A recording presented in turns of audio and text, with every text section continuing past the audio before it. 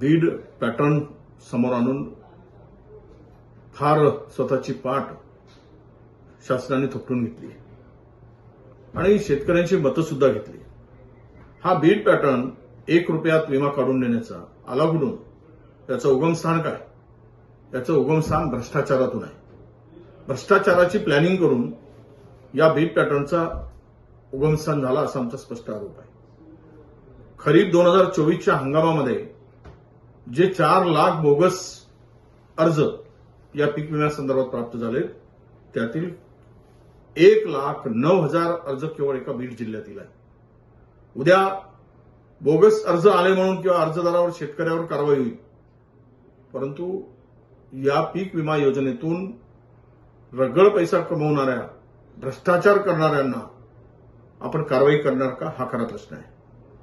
खरं म्हणजे हे वादग्रस्त कृषी मंत्री होते काय, धनंजय मुंडे नावाचे ग्रस्त, यांनी जे आतापर्यंत योजना आणल्या त्या सगळ्या योजनांना भ्रष्टाचाराची झालर आहे. मुळात पहिला प्रश्न येतो की त्यांनी खरेदीमध्ये जो काही गोंधळ घातला आणि माननीय उच्च न्यायालयाने डीबीटी योजना बंद करून त्यांनी त्यामध्ये जवळपास 105 कोटी रुपये बोगस खात्यामध्ये टाकून स्वतः कमाई केल्याचा आरोप सर्वत्र होत आहे. दुसरा महत्वाचा विषय की सबसिडीच्या नावाने जवळपास 150-200 शेतकऱ्यांना बारामतीमधल्या गंडा घालण्याचं काम धनंजय मुंडेंच्या टीमने केलेलं आहे. त्यामध्ये त्यांचंही नाव येतो आहे. शेतकऱ्यांच्या टाळूवरील लोणी खाणारी जर महाराष्ट्रामध्ये सत्ताधारी असतील तर शेतकऱ्यांनी कुणाकडे बघायचं? आणि आता तर कळच झाला की खरीप हंगाम 2024 मध्ये जे काही बोगसपणा झालाय, भ्रष्टाचार झालाय, यावर धनंजय मुंडेंच्या काळातील सर्व योजनांची चौकशी होणे आवश्यक आहे.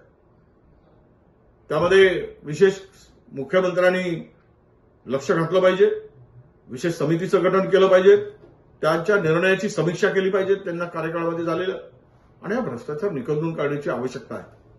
हा कळत झालाय भ्रष्टाचाराचा, आणि स्वतः पुन्हा इमानदारीच्या गोष्टी करायच्या आणि महाराष्ट्र आणि शेतकऱ्याला लुटून खायचं, फसवणूक करायची.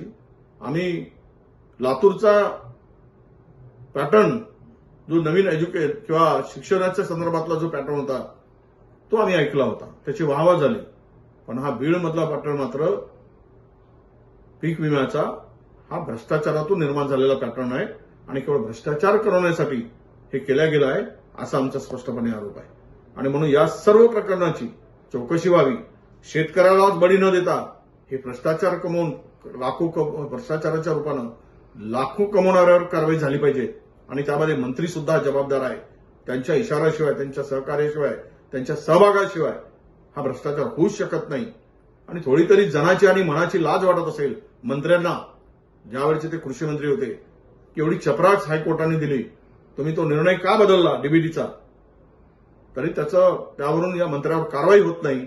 म्हणजेच आता राष्ट्रवादीमध्ये भ्रष्टाचारांच्या सरदारांची पाठराखण केली जाते काय, असा प्रश्न अजितदादांच्या राष्ट्रवादीमध्ये या भ्रष्टाचारी सरदारांचे राखणच होते, त्यांना संरक्षण दिलं जातं असं त्याचा स्पष्टपणे अर्थ आहे. ठळक घडामोडींसाठी देशोन्नती न्यूज चॅनलला सबस्क्राईब करा आणि बेल आयकॉन प्रेस करा.